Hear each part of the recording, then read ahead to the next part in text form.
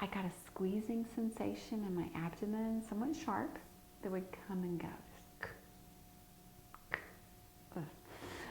Changes over my symptoms in the next 2 to 4 years because it continued to evolve and change. I had surges, ups and downs with my libido, and very interesting and scary. My behavior and my personality became atypical. I found myself seeking out dangerous opportunities. That is not usually what I do.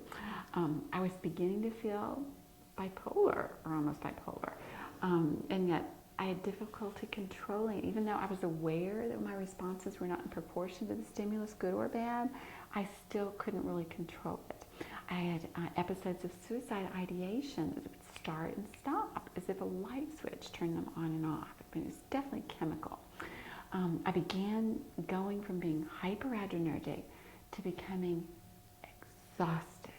I was losing the ability to wake up in the morning, and when I woke up, I couldn't move. I had episodes where I was semi-conscious, unable to fully reach consciousness. I was nauseous, weak, tremulous the entire time. Sometimes when I turned my head, it felt as though I was passing out. But I wasn't. I wasn't losing consciousness. Very strange. Tremor of my face, lips, and tongue that would come and go. When I yawn, and this has always been the case since I got sick, it is like a tremulous yawn. There's no smooth passage of air. It's jagged, much like breathing while you're crying. It's kind of like, if you can imagine. That's not normal. My weight fluctuated with no observable change in eating patterns, as did my retaining of water or not. I began to have a clear fluid leak from my nose. I don't know what this is, but sometimes it would fly across the room when I turned quickly. Sometimes it would drip onto my keyboard. I'm so sorry, that's so gross, without me even realizing it. It came out easiest if I leaned forward, about 45 degrees, but if I leaned more forward, it didn't come out more. It's been happening for about a year now. I actually got a longitudinal sore on the top inside nostril of my nose from the constant moisture there. I had an episode that we had talked about, and bingo, that leaking was much worse. I had months of extreme hair loss. It stopped spontaneously, and the pattern repeated a few times though. I had months of increased facial hair. Actually, I still do, kind of that peach fuzz, even without any testosterone supplementation. I had patches of hair that looked similar to a Brillo pad, which when it was cut off, it returned to normal, but it wasn't normal before that. I now have 3 fingernails that are curling under. Some are flattening, and all have mild longitudinal ridging. My ears make this squishing noise, my station tubes, especially if I'm late for my Diamox when I first wake up. Any jaw movement causes that noise, and other people can hear it too. I have pulsatile tinnitus now in the morning, especially. I wear a soft cervical collar at nighttime. It helps ease the symptoms, as does taking Diamox. Now, recently I've had some symptom changes, as usual. I've had this difficulty with temperature regulation for forever, being hypothermic from day one. For about a month, I was extremely hypothermic. I wore sweaters, a coat, used a space heater and a blanket in 90+ degree Texas heat. Okay. When I was hypothermic too, I was especially exhausted. I would end up on the floor falling asleep for hours, and realized I couldn't really wake up and get up until I got warm again. Now, after about a month of that, I had almost a month of hypothermia alternating with hot flashes, and I thought maybe it was menopause, but both the hypothermia and the hot flashes stopped abruptly one day, and they only returned recently. So now, if the temperature even goes up 2 degrees, or if I'm covered with a blanket, I start to sweat profusely. But when I remove the blanket, then I start to shiver, and the hypothermia returns, causing me to reach for the blanket again.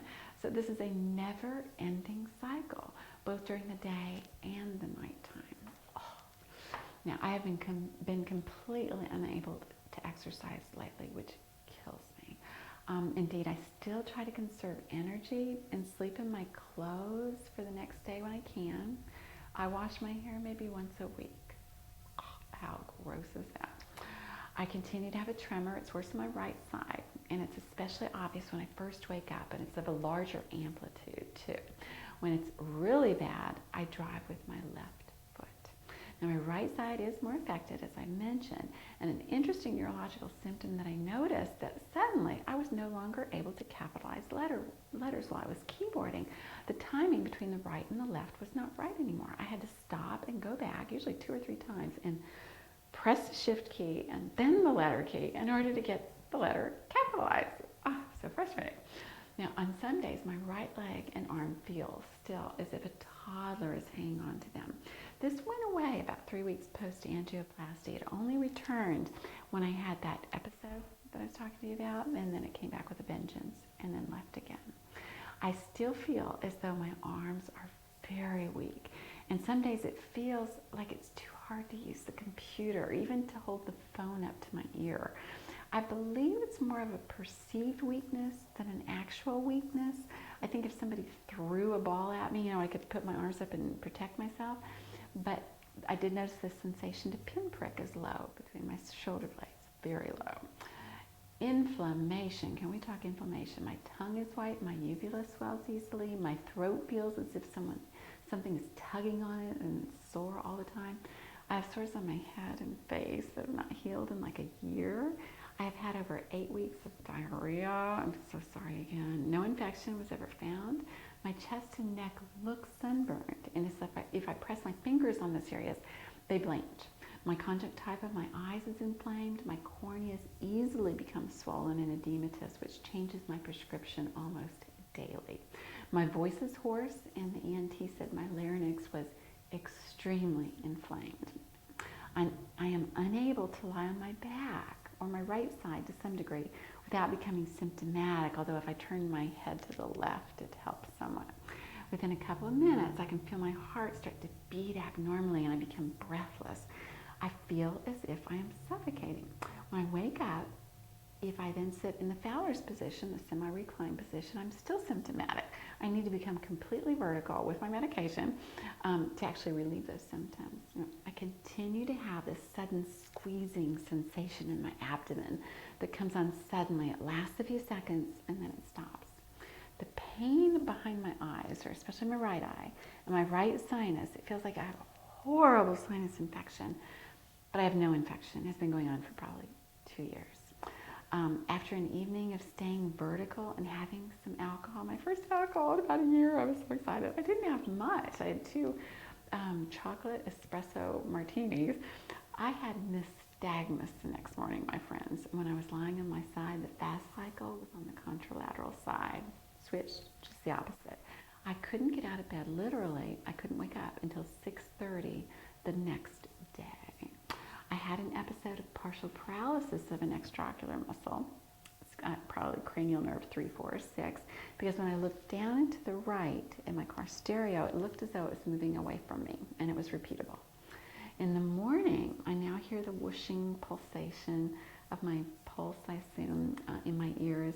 It's worse with any Valsalva. Even talking makes it worse. It improves as I stay vertical and as I take my morning medications. If I travel, heaven help me. It takes days to recover, and changing cabin pressure when they land and take off and changing altitude for me messes me up for days. In fact, when I returned from the Hubbard conference, CSVI conference, I was basically in bed for about 4 days. That sucked. So there you have it, my friends. Piece of cake, right? You can see why it is hard for us to find doctors who are willing to take us on, because we have such a plethora of symptoms. Studying these symptoms closely, though, I was able to group them into 2 basic categories, and I am now working on figuring out the link between the 2 categories. Okay? Please join our clinical trials, by the way, and know that you are not alone. Next time, I'm going to start answering some of your specific questions. Don't miss out. One of them is, how do you know your dog has EDS? I love that question. Many of you know that both of my kids are affected. It's a bummer. But our dog, too, what is up with that? I'll introduce you to the infamous Blue, our EDS dog. Now, until next time, remember these wise words. It's not what you do, it's how good you look when you do it. Wait, that's not quite right.